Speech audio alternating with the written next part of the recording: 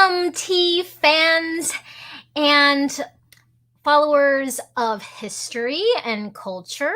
Thank you so much for joining me today. My name is Jenny. I am the host of our podcast today, the Essence of Tea podcast. And I'm so glad that you have joined us today. If you're watching live right now, let me know what cuppa you're enjoying today, or a mug or a pot or whatever kind of tea you're having, and write it in the chat. We would love to share tea with you, and we would love for you to reciprocate that type of community. If you're watching, say hello in the chat. Let us know what you're drinking today and where you are watching from. I would love to know who we have watching for our live stream of the Essence of Tea podcast. So today we have a great episode on the history of tea. Many of you might be fans of black tea, but in some other places around the world, it's also called red tea. In Chinese, it's called Hongcha, which translates to red tea. And many places in the Middle East still keep that tradition of calling it red tea, which is totally fine. But when tea traveled around the world along the Silk Road, on clipper ships, or however they were transported across our globe, many tea people knew it was just tea.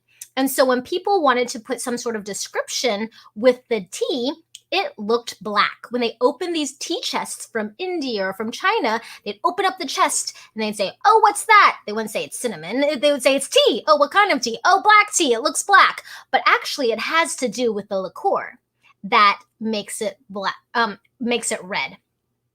I want to say hello right now to Teddy watching and Jennifer Johnson. Thank you so much for joining us. I see that Jennifer is from Fairbanks, Alaska, and she's enjoying her jasmine pearls in her 64-ounce tea growler. Very, very awesome. That's a lot of caffeine, but at least you're very much fueled and hydrated for the day. So with black teas from around the world and being a major staple to the UK, to England, to the British Isles, what is the history of breakfast teas? Well, did you know that originally breakfast teas were non-existent? Originally, tea was invented, or not invented, but found and discovered in China. And later on, much later on, they were discovered also to naturally grow in India. But there was this gentleman, Robert Fortune, in 1848, who was a Scottish botanist and plant collector who was commissioned by the British East India Company to go to China and try to get tea plants, tea seeds, anything to steal this highly desired beverage called tea that the British loved so much, to get it to propagate in India where they had colonies.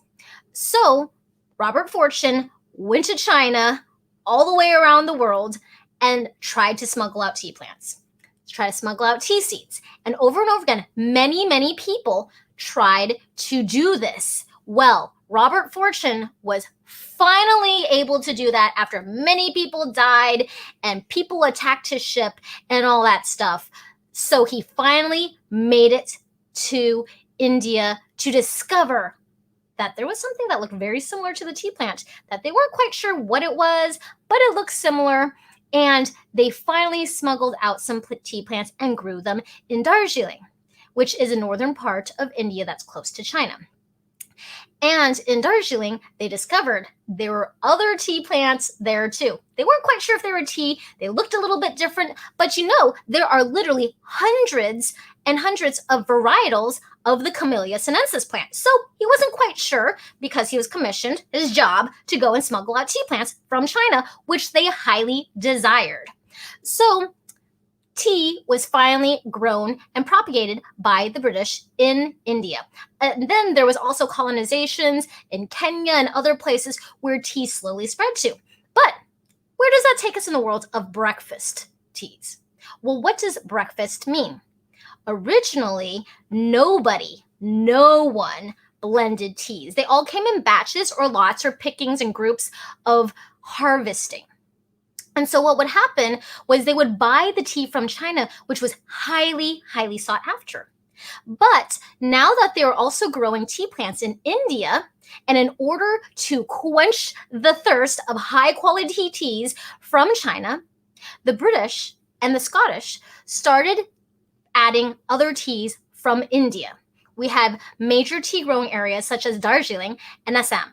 And those places grew other tea plants that were very, very dark and very robust and very strong tasting, very different than the terroir of China. And so you would have these really strong, rich black teas that would be good for breakfast.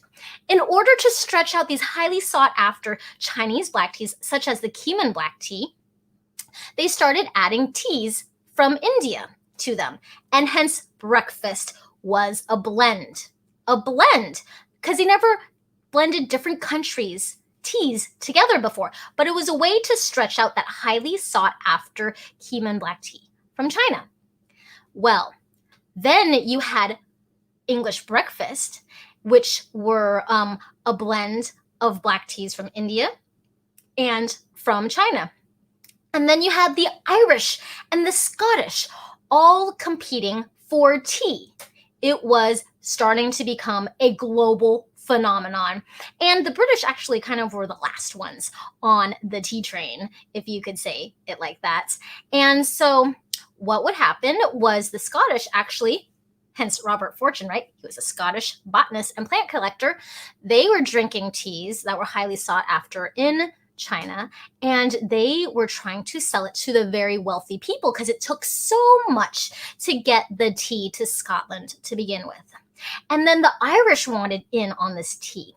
So it was a way to call it a breakfast tea that was a different name, or an Irish breakfast tea, to sell it at a much higher price by just changing the name and the marketing behind it. And it was usually a blend. Like I said, they're trying to stretch out this really, really good tea. How are you going to sell this tea that now isn't pure, but is highly sought after, but is very expensive? There's so many things that are happening in the global economy at the time. So English breakfast was originally from black teas from China and from India, blended together. So breakfast typically means a blend, not always nowadays. So you can easily get English breakfasts that will be single origin, like from Sri Lanka, which is technically a Ceylon. I know I might be losing you in some of this tea information, so don't worry about that. But just know that a breakfast usually means a blend of black teas. Now, English breakfast, you've got the highly sought after Keeman. Irish breakfast was very, very strong, and it could be from the location that these teas were from. So, for example, an Irish breakfast typically nowadays will have a strong, rich, malty undertones of the beverage, and typically that is signature of an Assam. So, an Assam black tea is very strong, rich, and malty on its own. And now you're blending it with other black teas to kind of mellow it out a little bit, just like a delicate, full-bodied, but sweet and not bitter Chinese black tea. So Irish breakfasts typically will have that signature malty flavor that will be from an Assam. So an Assam black tea. And English breakfasts traditionally were made from Keeman black tea, but now they come in a myriad of different types of blends. So who really started drinking tea first? It's kind of controversial and hard to say, but there are many different myths and legends of how breakfast teas became. One theory is that Queen Victoria herself in 1892 was a huge fan of this breakfast tea that was possibly from Scottish origin. And so, since she's the Queen of England, she put the word English in front of it to name it English breakfast. That's another myth, origin story. Who knows if it's necessarily true, but it's very, very fascinating learning about the history of tea. If you have any questions at all and any topics that you want us to cover in our Essence of Tea podcast, please let us know and join today our free private Facebook group called the Sipping Streams Tea Tribe. It's full of great information, great live teachings every week. If you're interested in the history of tea, blending tea, the origin, the botany, everything like that. And if you really enjoyed this podcast of the Essence of Tea, could you please write us a rating and review? We would love to hear your feedback of what you think about our podcast and what other wonderful topics we can cover for you. Thank you so much, everyone. Enjoy the rest of your day, and I hope you have an excellent cup of whatever type of tea you'd like to enjoy today.